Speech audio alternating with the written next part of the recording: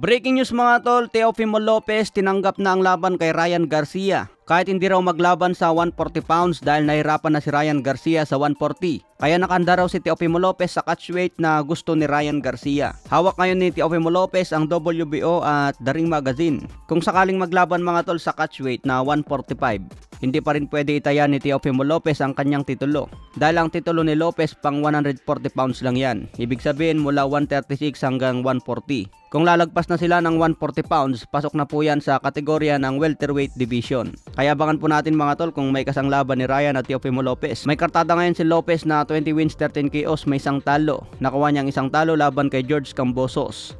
Itong si George Kambosos naman ang makakalaban ngayon ni Vasily Lomachenko sa Australia. Parehas naman si Lopez at Ryan Garcia na may tig-isang talo na. Kaya magandang bakbakan nito mga tol, talagang basagan ng muka. Nagbigay din ng reaksyon si Teofimo Lopez kay Devin Haney at Ryan. Sabi ni Lopez maganda raw yung ginawa ni Ryan Garcia dahil nagbaliw-baliwan. Gumana naman daw ito sa kampo ni Devin Haney dahil nasira ang diskarte. Pagdating naman kay Devin Haney, humanga naman si Teofimo Lopez dahil tinanggap ang 3 pounds overweight ni Ryan. Parang nag-cash out na lang daw ng pera si Devin Haney kaya tinanggap ang 3 pounds na overweight. Siyempre kung umatras si Devin Haney dahil nag-overweight si Ryan, malaking pera ang mawawalang mga tol Sa katiwala ang kampo ni Devin Haney na tatalunin pa rin nila si Ryan Garcia. Kaya sayang ang pera at siyempre tiwala silang manalo. Tingin ko kayang-kaya naman ni Devin Haney si Ryan mga tol Nagkamali lang talaga ng kamada. Kapag malakas kasi ang kalaban, kapag tinamaan ka ng solid pwedeng mabago ang laban. Okay mga tol, sa ibang banda naman, bakbakan ni Jake Paul versus Mike Tyson. Isa na nga po itong professional fight. Ito nga po yung rules nila sa July 20 na gaganapin yan sa Texas. Officially sanctioned professional fight. Result will go on official record. Knockout are allowed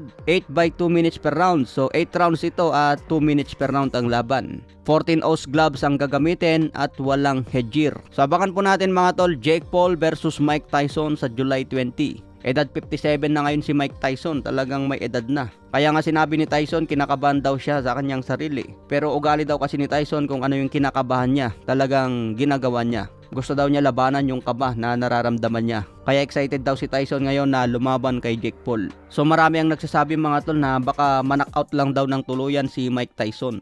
Imbes na exhibition lang ito mga tol ginawa pang professional fight. Siyempre malaki na naman ang kikitain dyan ni Mike Tyson, talagang milyon. Pero hindi rin magpakampante si Jake Paul mga tol dahil may galawan pa rin yan si Mike Tyson. Yun nga lang yung stamina ni Mike Tyson hanggang 8 rounds. Baka kukulangin Pero yung 2 minutes per round lang mga tol, tingin ko kakayanin naman ni Mike Tyson. Wag lang mapuruan ng solid dahil alam naman natin may lakas si Jake Paul. Kaya kaabang-abang pa rin ang laban na yan mga tol ngayong July 20. Sa ibang banda naman, Ryan Garcia, gumana naman ang kabaliwan Hinahamon niya ngayon si Anthony Joshua. Si Ryan Garcia daw ang maging greatest heavyweight champion. Bigyan daw siya ng 3 taon at siya na ang greatest champion sa heavyweight. Watch.